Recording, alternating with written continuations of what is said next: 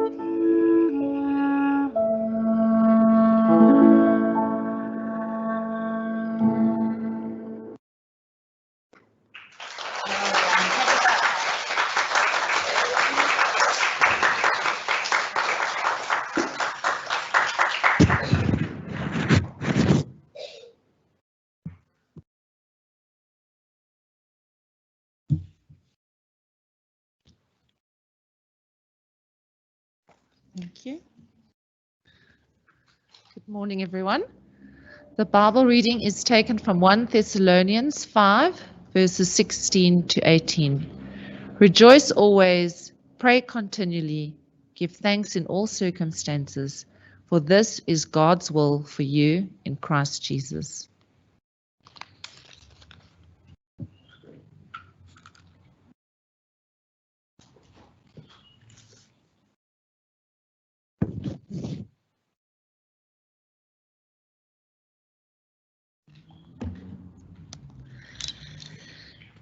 Good morning, girls. Good morning, Miss Boltman, girls, parents, and teachers. I would like to read you a story that I found in this wonderful book. Here it is. It's called Tales of Brave and Brilliant Girls from Around the World. And girls, when we think about tales about brilliant and brave girls around the world, we think of girls far away from home, don't we? We think, oh, they must be far away if they're brave and brilliant. But guess what, girls?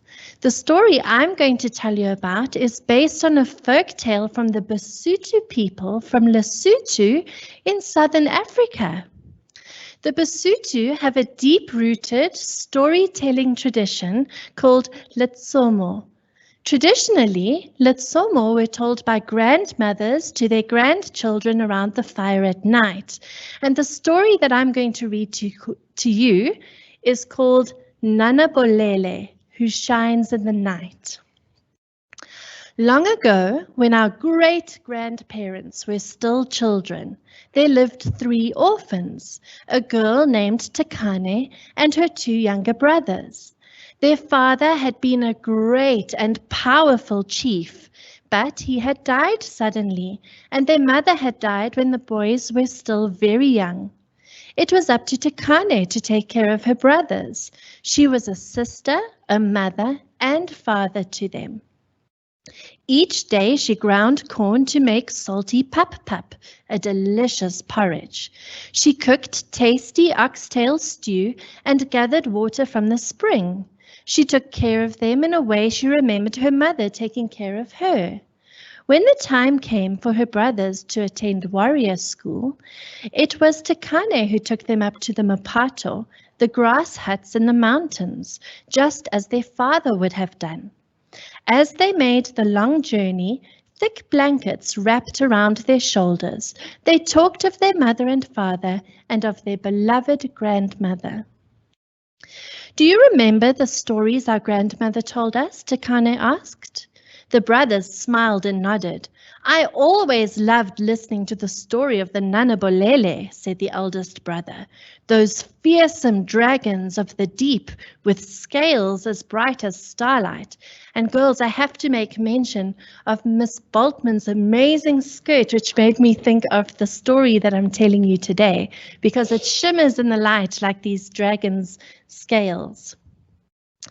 Father used to say that your warrior clothes would be made from the skin of the Nana Bolele, said Takane. You shall be the best dressed men in the village, she boomed, imitating their father's voice, and they all laughed at the memory. When at last they reached the Mapato, Takane hugged her brothers goodbye.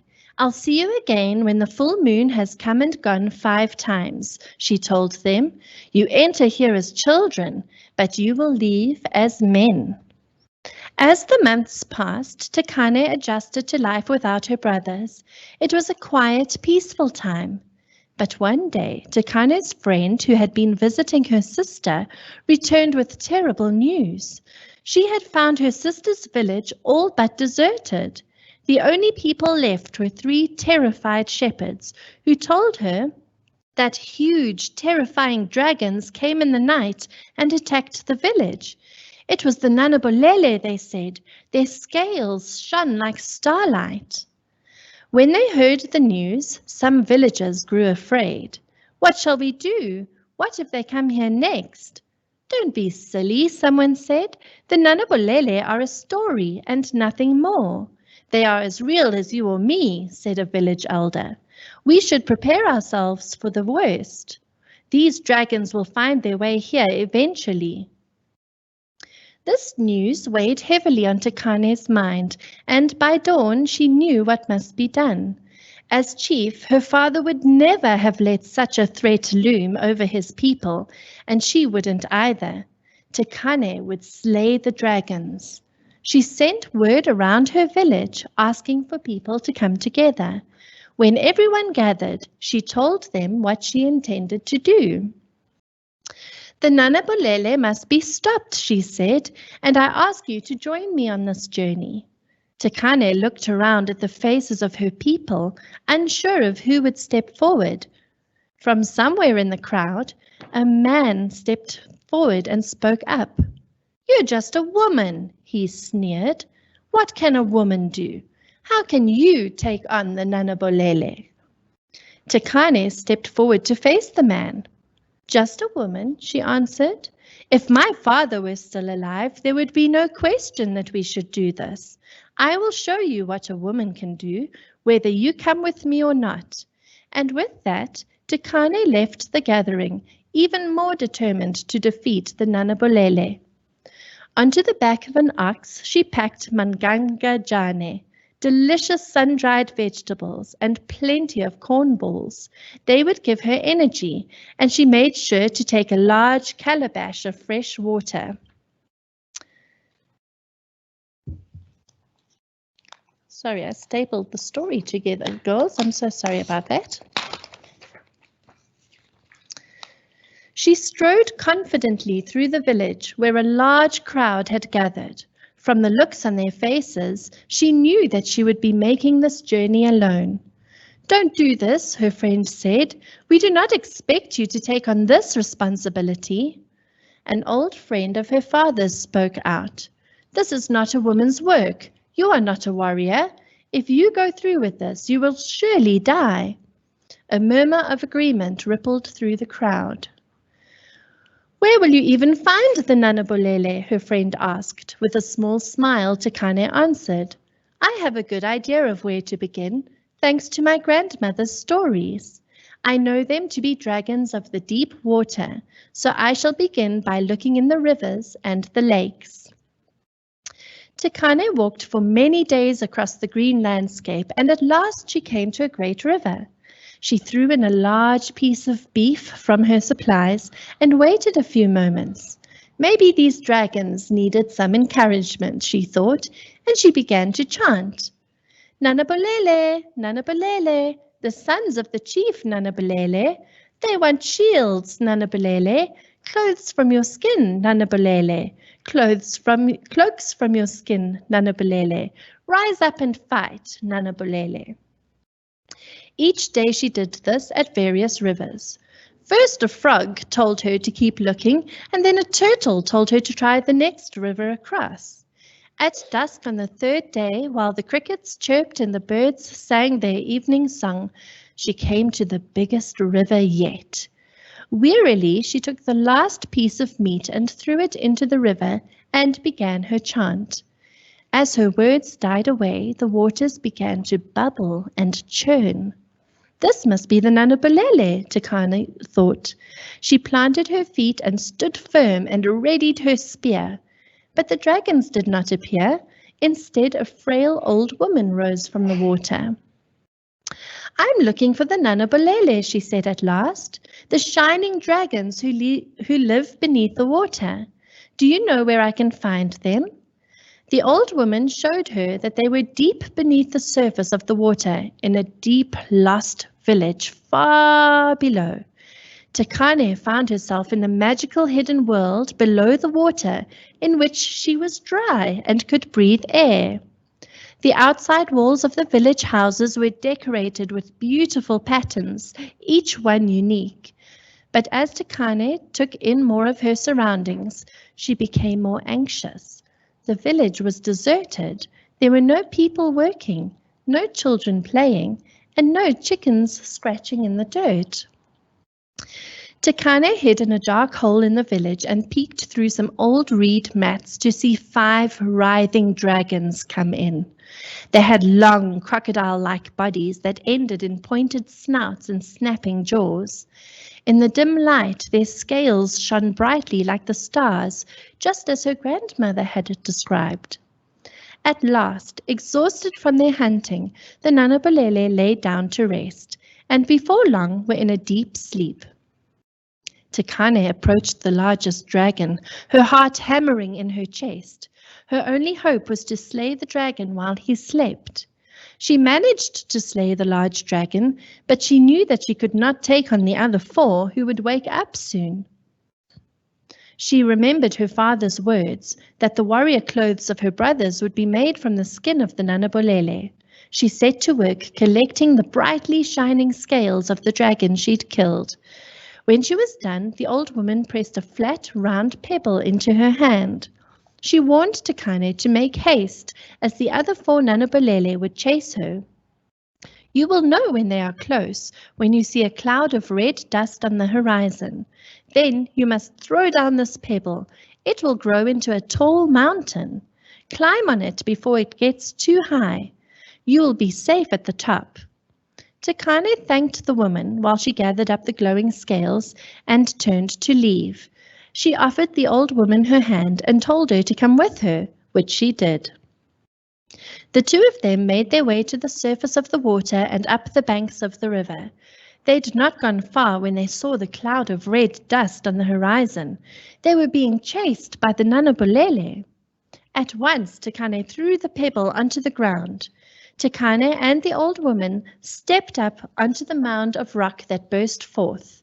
The mound became a hill, and then that hill became a towering mountain. Tekane and the old woman stood at the peak of the mountain, which was far too steep and smooth for the Nanabolele to grip as they tried to clamber up. After hours of trying, the dragons grew tired and lay down to rest. As they slept, Tekane and the old woman knew that it was time to move on. Tekane snatched up the pebble again, and the mountain began to shrink, crumbling back down to the ground. And so it was for the next 3 days. They strode on ahead while the dragons slept, and they got their rest when the Nanabolele tried and failed to get up the steep mountain slopes. On the morning of the 4th day, Tekane's village finally appeared in the distance. For a second, she glanced over her shoulder and could see that the Nanabolele were gaining on them fast. She saw the rage and hunger in their eyes and knew that if she kept on running, she would bring disaster to her village. She stopped and, taking up her spear, turned to face the Nanabolele. She set her feet firmly apart and readied herself for what was to come. She was terrified, but she would not go down without a fight. Tekane raised her weapon, but before she could even take aim, a spear shot past her shoulder, and another sailed over her head. A cloud of arrows soared through the sky, striking the ground ahead of her. She turned to see her entire village, men, women, and children, running out to meet her. Everyone held a weapon in their hands, ready to defend their home. Her people had come to fight the Nanabolele by her side after all. Tekane lifted her spear high and roared a battle cry, and the village charged as one against the Nanabolele. At the sight of them, the dragons roared with fear and turned and fled. As they watched the dragons disappear into the distance, the villagers began to cheer. They welcomed Tekane back, together with the old woman who had helped her. They were amazed at what Tekane had done, and she had bravely slain a dragon, even when no one from her village had dared to join her quest. Her father's friend came forward. Tekane, you have done what no one else could. This village will never doubt you again. Tekane returned to her house and had one last thing to do. From the glowing skins of the Nanabolele, she made 2 shields, 2 cloaks, and hip cloths for her brothers. When they were finished, she climbed the mountain to their mapato. She handed them each a package carefully wrapped in sheepskin. As the brothers opened their parcels. A bright glow illuminated their faces. Their expressions turned from curiosity to awe. Their sister had killed a dragon and made them warrior clothes. They would be the best dressed men in the village, just as their father had wanted. Now, my brothers, Takane said, you will forever be known as the warriors who wear glowing dragon skin. No, Takane, they replied. We shall be known as the brothers of Takane, the dragon slayer. Now, there's a reason why I chose to read you this story today, grade ones. What do you think that reason is? Who thinks they know? I see hands, but the light in my face. So yes, my sausage, next to Miss Crisp. Why do you think I chose to read the story to you today?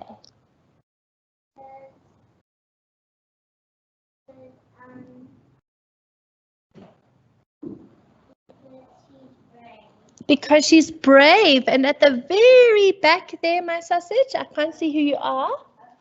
Asia?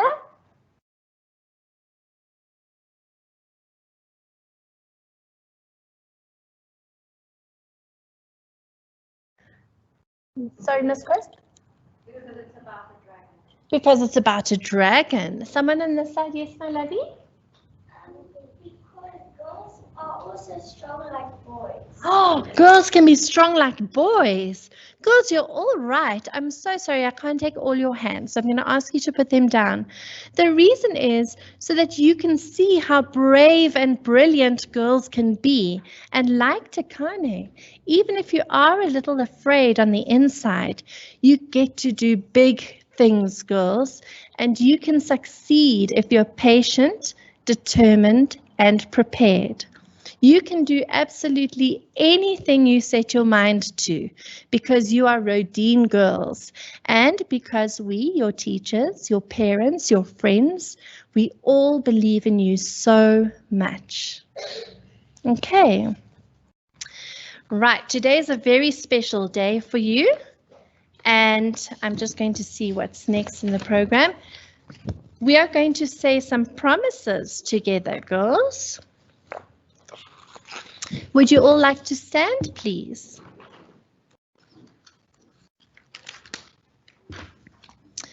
I'm going to ask you a question and you're going to say, I promise. Are you ready? Okay. Do you promise to try to respect yourself and respect others? I promise. Do you promise to try to follow your teacher's directions? Do you promise to try to always do your best work? I promise. Do you promise to try to come to school prepared and ready to learn? I promise. Do you promise to try to always do the right thing, even if no one's looking? Please stay standing, girls.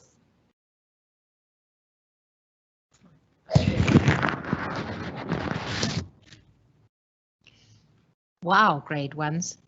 That is said with such self-assurance. So we've got a couple more to go through.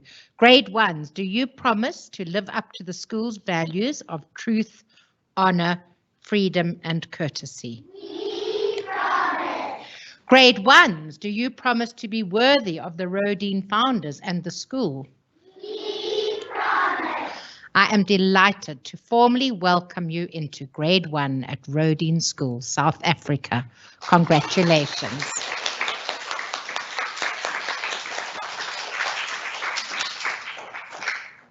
Thank you, Ms. Boltman. Now, girls, we're going to invite you up to come and collect your certificates. I'm going to ask the teachers to get you ready in the meantime, and then I'll call you by name as you come in at the door. All right, girls? She's welcome to.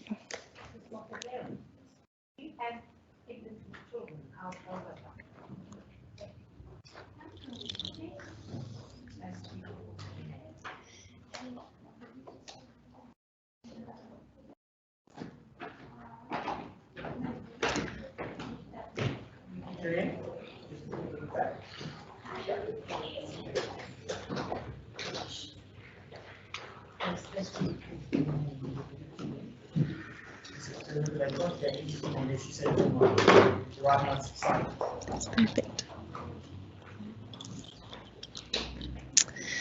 All right, we're ready, girls. Jennifer Delport.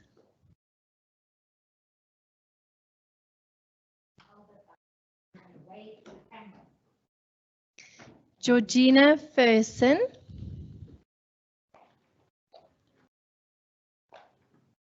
Sophie Garmany.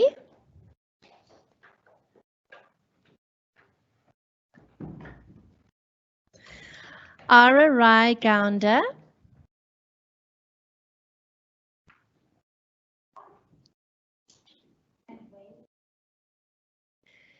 Minenhle Hlongwane.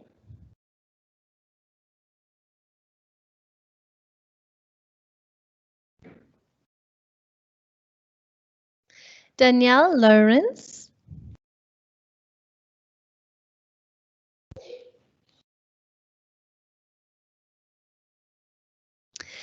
Tinashe Machinga Wuta.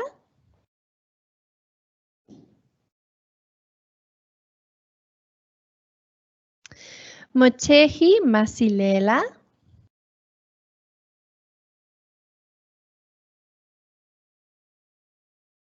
Zander Mbangeni.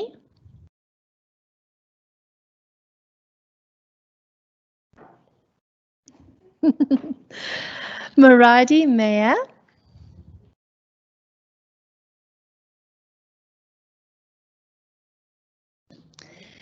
Nkanyezi Mhlanga.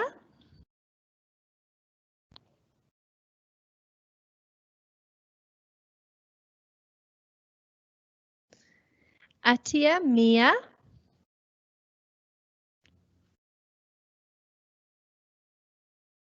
Michle Mkizi.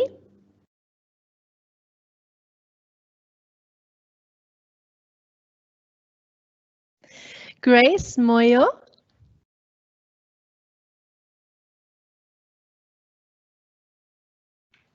Dara Naidu.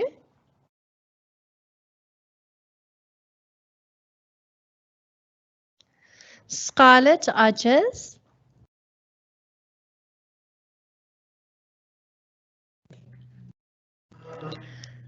Lola de Grace Pariola.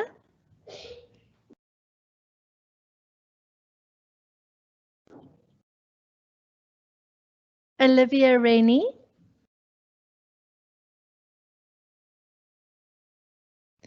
Emma Richards.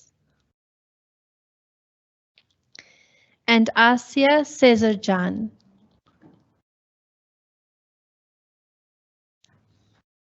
Next up, we'll have grade 1-2.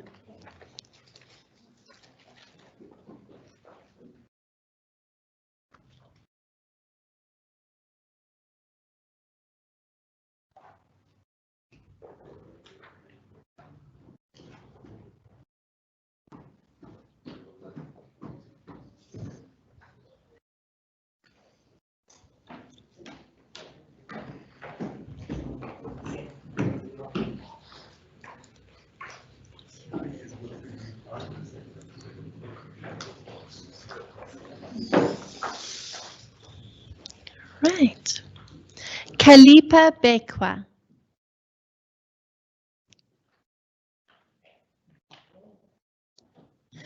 Morgan Berger.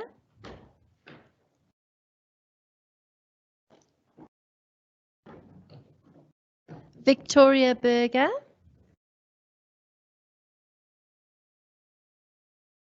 Eva Chifunise.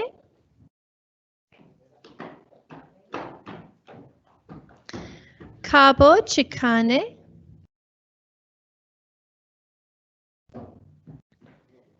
Dieter Dyer.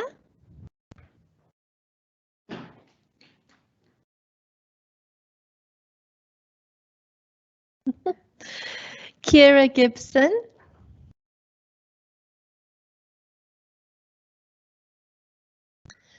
Luna Gore.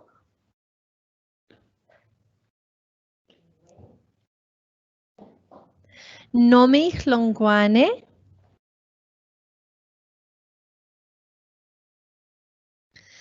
Leah Jansen,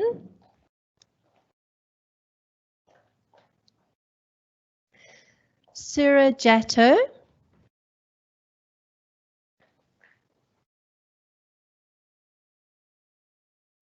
Angelina Joseph,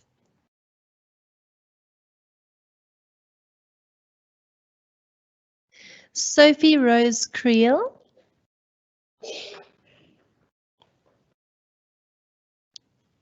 Rory Sang Makia,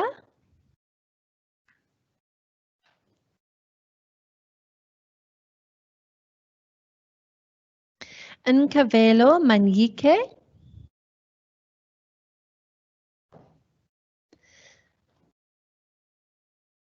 Mila Matulovic,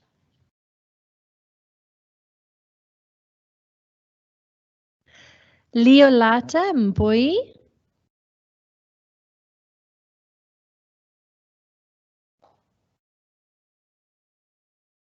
Nkanyezi Nkosi,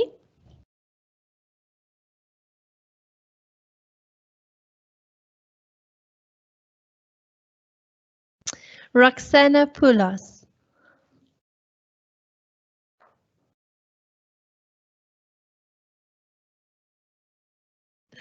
Paige Simon,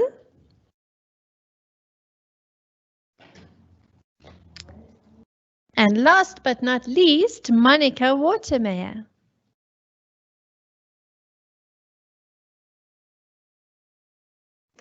Let's give them all a big clap.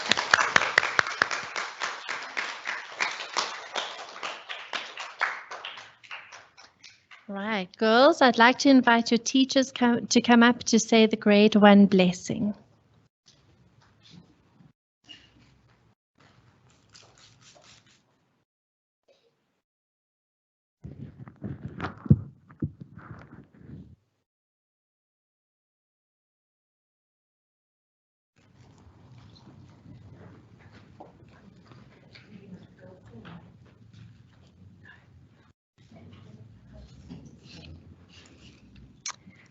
God of light and truth, thank you for giving me a mind that can know and a heart that can love.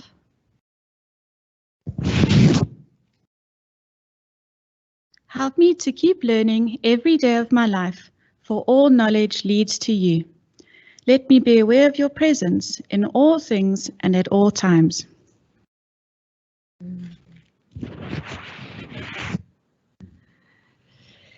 Encourage me when work is difficult and when I am tempted to give up, and when the way forward seems difficult. Grant me the grace to put my mind to use, exploring the world you have created, confident that in you there is a wisdom that is real. Amen.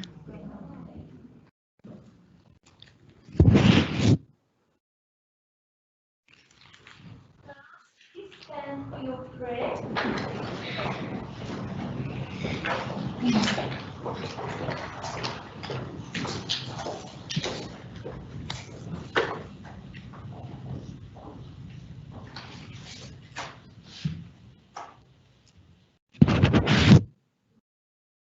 Grant me, Lord, at school today.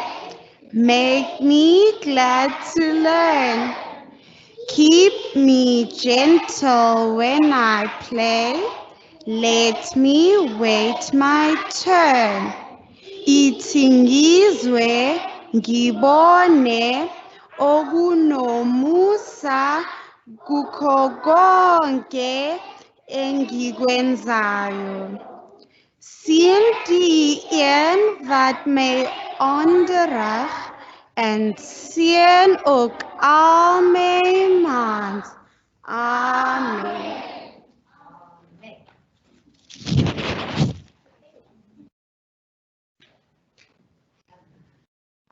Wow, girls, you were incredible. I'd like to invite Zian Lee to come up and play our piano piece for us today.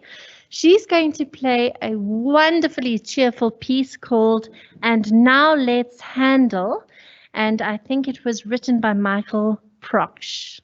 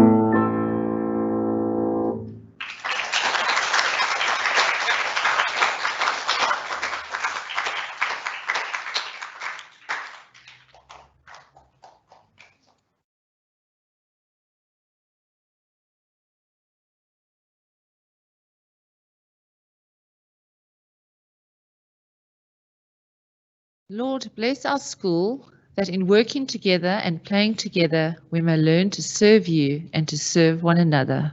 Amen. We will all say the school prayer together.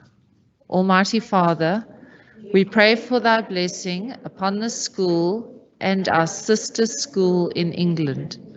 May whatsoever things are true, lovely, and of good report forever flourish and abound in them.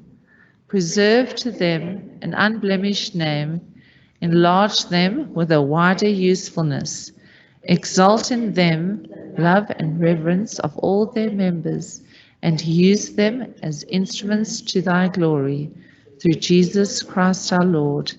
Amen.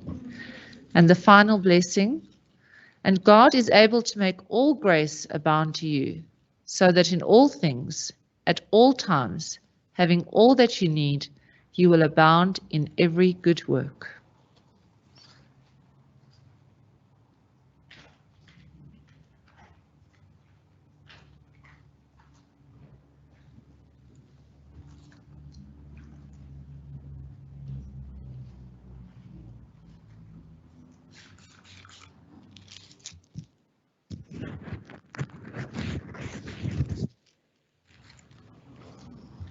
For the days when we don't need to wipe the mics in between. I just want to say a huge thank you to all the parents online for joining us. A huge thank you to the grade ones for being part of such a phenomenal service, and to the grade 1 teachers, and to Ms. Penrose for putting this together, and to the EXCO for joining us, Mrs. Natalie Meerholz, Ms. Sidi Mokhaderi, Julie Penrose, and Mrs. Claudia Haig. Thank you very much. And I also want us to do a shout out for the IT department for assisting in streaming this. So a huge thank you to Sipiwe and to Bron. Girls, I don't think anyone will mind if we give them a quick clap in the chapel. Thank you very much. And grade 1s are going to lead out. There's a beautiful song that's going to play. It's my favorite of all that's going to play. And I understand there's a little treat for you grade 1s as you get outside. So thank you everybody very much and have a wonderful day. Have a wonderful day to all the parents online as well. Thank you.